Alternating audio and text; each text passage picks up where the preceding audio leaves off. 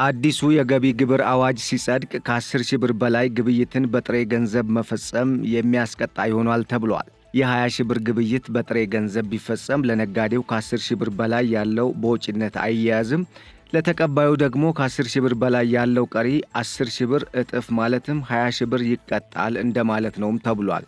ሰላም ጤና ይስጥልን ውድ አድማጭ ተመልካቾቻችን እንደምን ሰንብታችኋል? ይህ ገበያ ሚዲያ ነው። ፕሮግራማችን ከገበያ ሚዲያ ወደ እናንተ የሚደርስላችሁ ልዩ ዝግጅት ነው። በዛሬው ዝግጅታችን ቀደም ሲል እንዳስታወስናችሁ አዲሱ የገቢ ግብር አዋጅ ሲጸድቅ ከ10 ሺህ ብር በላይ የጥሬ ገንዘብ ግብይት ማከናወን አይቻልም ተብሏል። ይህን በተመለከተና እንደዚሁም በቅርቡ የገንዘብ ሚኒስቴር አከራካሪ ባላቸው የገቢ ግብር ጉዳዮች ላይ ውሳኔ ማሳለፉ ይታወቃል። ያንንም በሚመለከት ዘርዘር ያለ መረጃን ይዘንላችሁ ቀርበናል። አብራችሁ እንድትቆዩ በመጋበዝ ወደ ዝርዝር መረጃው እናልፋለን።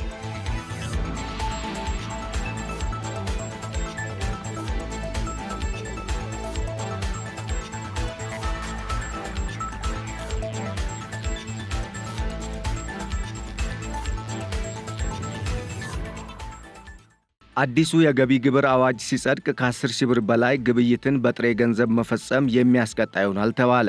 የ20 ሺህ ብር ግብይት በጥሬ ገንዘብ ቢፈጸምም ለነጋዴው ከ10 ሺህ ብር በላይ ያለው በወጪነት እንደማይያዝና ለተቀባዩ ደግሞ ካወጣው 10 ሺህ ብር በተጨማሪ ሌላ 10 ሺህ ብር ጭማሪ ተደርጎ 20 ሺህ ብር ይቀጣል ነው የተባለው። አዋጁ ተግባራዊ የሚደረገው በጥሬ ገንዘብ የሚፈጸም ግብይትን መገደብን ታሳቢ አድርጎ እንደሆነም ተመላክቷል። ከ10 ሺህ ብር በላይ በጥሬ ገንዘብ መገበያየት ቅጣት ሊጣልበት መሆኑ የተሰማ ሲሆን የገንዘብ ሚኒስቴር ባሰናዳው በዚህ ረቂቅ አዋጅ መሰረት ከ10 ሺህ ብር በላይ በጥሬ ገንዘብ ግብይት እንዳይፈጸም የሚጣለው ግዴታ በመንግስት መስሪያ ቤቶች፣ በመንግስት የልማት ድርጅቶች፣ በባንኮችና በማይክሮ ፋይናንስ ድርጅቶች ላይ ተፈጻሚ አይሆንም ተብሏል። በግብይት ወቅት ከ10 ሺህ ብር በላይ ጥሬ ገንዘብን መጠቀም ለከፋዩ በውጪነት ለተቀባዩ ደግሞ አስተዳደራዊ ቅጣት እንዲጣልበት ያደርጋልም ተብሏል። ረቂቅ አዋጁ ላይ ሐሳብ ለማዋጣት ከተሳተፉ ባለሙያዎች የተወሰኑት ተግባራዊ ይደረጋል በተባለው አሰራር ላይ ጥያቄ አንስተው መከራከራቸውንና አቋምም ይዘው እንዳሉ ተጠቁሟል። የገንዘብ ሚኒስቴር የሕግ ጉዳዮች መምሪያ ኃላፊው አቶ ተወዳጅ መሐመድ እንዳሉት አዋጁ ተግባራዊ የሚደረገው በጥሬ ገንዘብ የሚፈጸም ግብይትን መገደብን ታሳቢ በማድረግ እንደሆነም ጠቁመዋል። በአንድ የግብይት ጊዜ የሚፈጸም የጥሬ ገንዘብ ክፍያ ከ10 ሺህ ብር ከበለጠ ትርፍ ብሩ ለከፋዩ በወጪነት እንደማይያዝለትም ተጠቁሟል። ገንዘቡን የተቀበለውም የትርፉን ገንዘብ እጥፍ አስተዳደራዊ ቅጣት እንደሚጣልበት ተቀምጧል። ለአብነትም የ20 ሺህ ብር ግብይት በጥሬ ገንዘብ ቢፈጸም ለነጋዴው ከ10 ሺህ ብር በላይ ያለው በውጪነት አይያዝም። ለተቀባዩ ደግሞ ከ10 ሺህ ብር በላይ ያለው ቀሪ 10 ሺህ ብር እጥፍ ማለትም 20 ሺህ ብር እንዲቀጣ እንደሚያደርገውም ተጠቁሟል። በረቂቅ አዋጁ ላይ የተሳተፉ በጥሬ ገንዘብ ግብይት እንዲፈጸም ምክንያት የሚሆነውን በንግድ ስርዓት ውስጥ ያለውን ችግር መፍታት የተሻለ አማራጭ ሊሆን እንደሚችልና በሌሎች መመሪያዎች የጥሬ ገንዘብ ግብይት ስለሚፈቀድ አዋጁ የተናበበ እንዲሆን መጠየቃቸው ነው የተሰማው። የገንዘብ ሚኒስቴር ባሰናዳው ረቂቅ አዋጅ መሰረት ከ10 ሺህ ብር በላይ በጥሬ ገንዘብ ግብይት እንዳይፈጸም የሚጣለው ግዴታ በመንግስት መስሪያ ቤቶች፣ በመንግስት የልማት ድርጅቶች፣ በባንኮች፣ በማይክሮ ፋይናንስ ድርጅቶች ላይ ተፈጻሚ አይሆንም የተባለ ሲሆን ሌሎች አዋጁ ተፈጻሚ የሚሆኑባቸው ግለሰቦችና ድርጅቶች እንደዚሁም ዓለም አቀፍና በሀገር ውስጥ ያሉ ግብረሰናይ ድርጅቶችን የሚመለከቱ መረጃዎች የገንዘብ ሚኒስቴር በሚያወጣው መመሪያ ዝርዝራቸው ይፋ ይሆናልም ተብሏል። ከአዋጁ አንቀጽ 77 በተሸጋሸገው አንቀጽ 80 ቀጥሎ የሚከተለው አዲስ አንቀጽ 80 የተጨመረ ሲሆን ክፍያ የሚፈጸምባቸው ዘዴዎችን በሚመለከትም ማናቸውም ግብር ከፋይ ወደ ባንክ ሂሳብ ገቢ በሚደረግ ቼክ፣ ወደ ባንክ ሂሳብ ገቢ በሚደረግ የባንክ ድራፍት፣ ከባንክ ሂሳብ ወደ ባንክ ሂሳብ ገንዘብ በማስተላለፍ ወይም በኢትዮጵያ ብሔራዊ ባንክ ፍቃድ በተሰጣቸው የክፍያ መፈጸሚያ መንገዶች እና በገንዘብ ሚኒስቴር በሚወጣ መመሪያ በሚወሰን በሌላ የኤሌክትሮኒክ ዘዴ ካልሆነ በስተቀር ከዚህ በታች ለተዘረዘሩት ግብይቶች ከብር 10 ሺህ ብር በላይ የሆነ ጥሬ ገንዘብ መቀበል አይቻልም ነው የተባለው።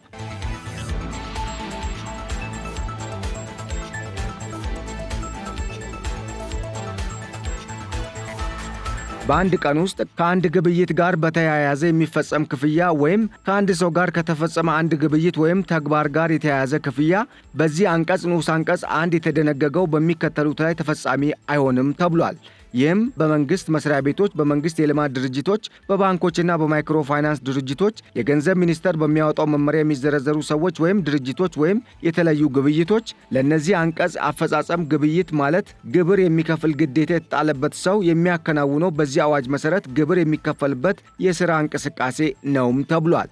የገንዘብ ሚኒስቴር በዚህ አንቀጽ ንዑስ አንቀጽ 1 የተመለከተውን የገንዘብ መጠን ክፍያ ሊያደርግ እንደሚችልም ተመላክቷል። ከአዋጁ አንቀጽ 83 በተሸጋሸገው አንቀጽ 87 ቀጥሎ የሚከተለው አዲስ 88 የተባለ አንቀጽ የተጨመረ ሲሆን አስተዳደራዊ መቀጫን በሚመለከትም በዚህ አዋጅ አንቀጽ 78 የተደነገገውን በመተላለፍ በአንቀጹ ከተመለከተው መጠን በላይ በጥሬ ገንዘብ ክፍያ የተቀበለ ግብር ከፋይ በብልጫ የተቀበለውን ገንዘብ እጥፍ አስተዳደራዊ ቅጣት ይቀጣልም ነው የተባለው። ከአዋጁ አንቀጽ 91 በተሸጋሸገው አንቀጽ 94 ቀጥሎ የሚከተሉት አዲስ አንቀጽ ማለትም አንቀጽ 95 እና 96 መጨመራቸው የተገለጸ ሲሆን የገቢ ግብር ማበረታቻና በሌሎች ሕጎች የተሰጡ የገቢ ግብር ነፃ መብቶች አፈጻጸምን በሚመለከትም በዝርዝር ተቀምጧል። በዚህም መሰረት በኢንቨስትመንት ሕጉ ኢንቨስትመንት ፍቃድ የተሰጣቸው ኢንቨስተሮች ሊሰጣቸው የሚገባው የገቢ ግብር ማበረታቻ በሚኒስትሮች ምክር ቤት በሚያወጣው ደንብ በሚወሰን አግባብ መሆን አለበት ነው የተባለው። በዚህ አዋጅ ከተቀመጡት ከገቢ ግብር ነፃ የመሆን መብት ወጪ በሌሎች አዋጆች፣ ደንቦችና መመሪያዎች መሰረት ማንኛውም የገቢ ግብር ነፃ የመሆን መብቶች በዚህ አዋጅ መሰረት ተሽረዋል ነው የተባለው። ከአዋጁ አንቀጽ 100 ንዑስ አንቀጽ 1 ሕዝባር ሐመርሃ መሰረት በተሸጋሸገው አንቀጽ 106 ንዑስ አንቀጽ 1 ሕዝባር ሐመርሃ ቀጥሎ የሚከተለው አዲስ ንዑስ አንቀጽ 1 ሕዝባር መ የተጨመረ ሲሆን የተርንኦቨር ታክስ አዋጅ ቁጥር 308 ሕዝባር 1995 እና ማሻሻያዎቹ እንደዚሁም ከአንቀጽ 19 ጀምሮ እስከ አንቀጽ 102 ድረስ ያሉት የአዋጁ ድንጋጌዎች እንደ ቅደም ተከተላቸው ከአንቀጽ 19 እስከ 107 በሚል ተስተካክለዋል ነው የተባለው።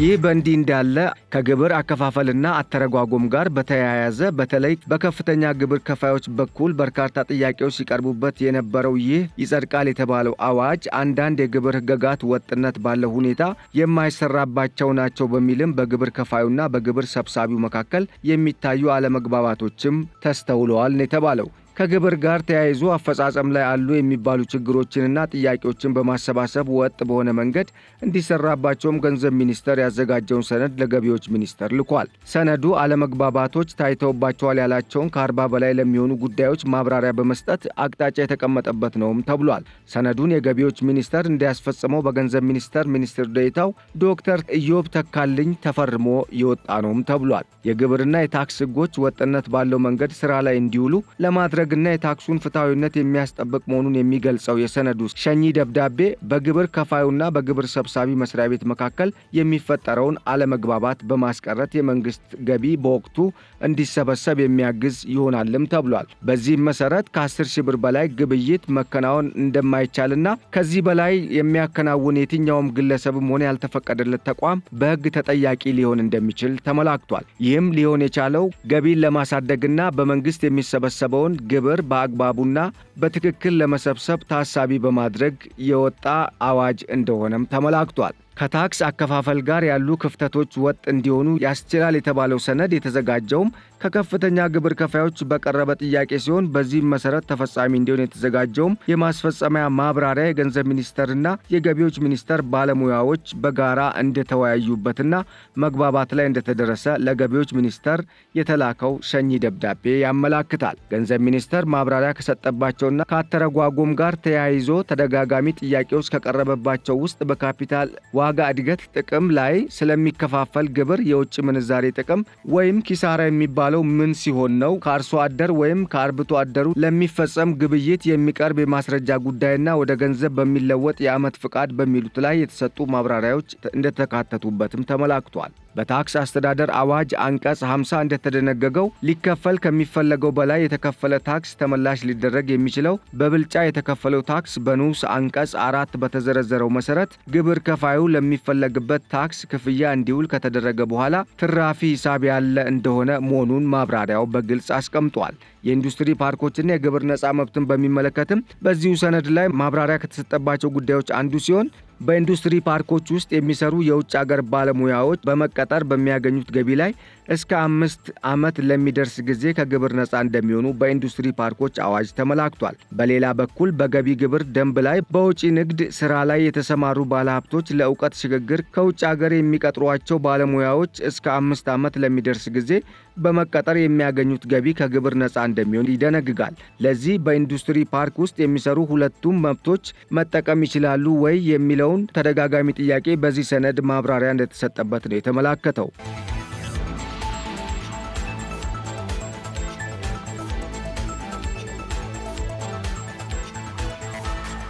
ይህንንም በሁለቱም ሕጎች ማበረታቸው የተፈቀደው በውጪ ንግድ ሥራ ላይ የተሰማሩ ባለሀብቶች ምርታቸው ጥራቱን የጠበቀ ሆኖ በዓለም አቀፍ ገበያ ተወዳዳሪ እንዲሆኑ በማስቻል የአገሪቱን የውጭ ምንዛሬ ገቢ ለማሳደግ ታሳቢ ተደርጎም ነው ተብሏል። የአክሲዮን ትርፍ ድርሻ ስሌትን በሚመለከትም የአክሲዮን ትርፍ ድርሻ ግብርን በተመለከተ ለዓመታት ብዙ ሲያወዛግብ የቆየ ሲሆን የገንዘብ ሚኒስቴር ሰሞኑን ሰፊ ማብራሪያ ከሰጠባቸው ጉዳዮች አንዱ ይሄ ነውም ተብሏል። የአክሲዮን ትርፍ ድርሻ ግብር መሰላት ያለበት በገቢ ግብር አዋጅ ድንጋጌዎች መሰረት በተስተካከለው የግብር ከፋዩ የተጣራ ትርፍ ላይ ነው ወይስ ማስተካከያ ከመደረጉ በፊት በግብር ከፋዩ ሂሳብ መዝገብ ላይ በታየው ትርፍ ላይ ነው የሚለው የሐሳብ ልዩነት እንደሚንጸባረቅበት በመግለጽ በዚህ ዙሪያ የሚከተለውን ማብራሪያ በመስጠት ተፈጻሚ መሆን ያለበት አሰራር ባካፈለው ትርፍ ድርሻ ላይ እንጂ በተስተካከለው የሂሳብ መዝገብ መሰረት ሊሆን እንደማይገባ ነው በማብራሪያው የተገለጸው።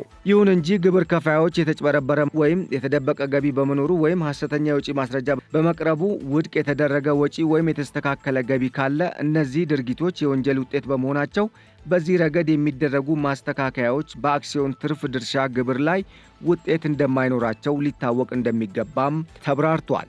የገንዘብ ሚኒስቴር ባሰናዳው በዚህ ረቂቅ አዋጅ መሰረት ከ10 ሺህ ብር በላይ በጥሬ ገንዘብ ግብይት መፈጸም ከዚህ በኋላ ክልክል መሆኑ ብቻ ሳይሆን ሊያስቀጣን እንደሚችልም ተመላክቷል። በመንግስት የልማት ድርጅቶች፣ በባንኮችና በማይክሮ ፋይናንስ ድርጅቶች ላይ ተፈጻሚ አይሆንም የተባለው ይህ አዲሱ ረቂቅ አዋጅ ተፈጻሚ መሆን ሲጀምር ሁሉም ባንኮችና የሚመለከታቸው የፋይናንስ ዘርፎች ተፈጻሚ ሊያደርጉት እንደሚገባ በግዴታነት ተቀምጧል ነው የተባለው። ባለፈው ዓመት ሐምሌ ወር ላይ ገበያ መር የውጭ ምንዛሬ ማሻሻያ ከተደረገ በኋላ የዶላር ምንዛሬ 128 በመቶ ገደማ ጭማሪ ሲያሳይ በኢትዮጵያ የዶላር ምንዛሬ በ10 ወራት ውስጥ ከ128 በመቶ ገደማ በላይ ጭማሪ አሳይቶ እንደነበር የሚታወቅ ሲሆን ይህ በእንዲህ እንዳለ ከ10 ሺህ ብር በላይ ግብይት አይከናወንም መባሉ በገበያ ውስጥ ግርግር ሊፈጥር እንደሚችል እየተነገረም ይገኛል። አዋጁ የሚጸናበትም ቀን ይህ አዋጅ በፌዴራል ነጋሪት ጋዜጣ ታትሞ ከወጣበት ቀን ጀምሮ የጸና ወይም ተግባር ላይ የሚውል እንደሆነም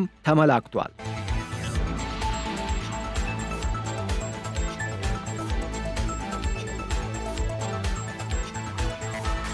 ውድ አድማጭ ተመልካቾቻችን ለዕለቱ ያዘጋጀንላችሁ መረጃ ይህንን ይመስል ነበር። ስለተከታተላችሁን በማመስገን ተወዳጁን ገበያ ሚዲያ ላይክ፣ ሼር እና ሰብስክራይብ በማድረግ አጋርነታችሁን እንድትገልጹ በመግለጽ ቸር ተመኘው። ሰላም።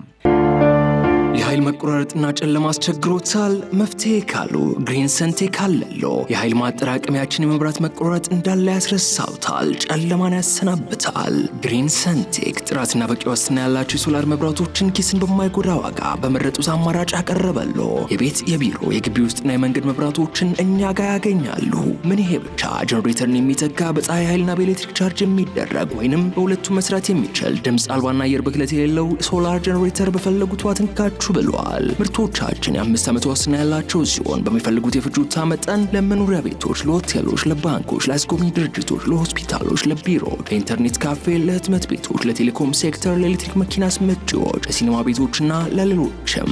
አድራሻ 22 ማዞሪያ ከጎላጎል ህንፃ ወደ ቦሌ በሚወስደው መንገድ 500 ሜትር ዝቅ ሲሉ ኳሊቲ ህንፃ አንደኛ ፎቅ ቢሮ ቁጥር 103 ላይ ያገኙናል። ስልክ 0989414219 0989414209 ወይንም 913844852 ላይ ይደውሉልን። ግሪን ሰንቴክ ለዘላቂ መፍትሄ እንሰራለን።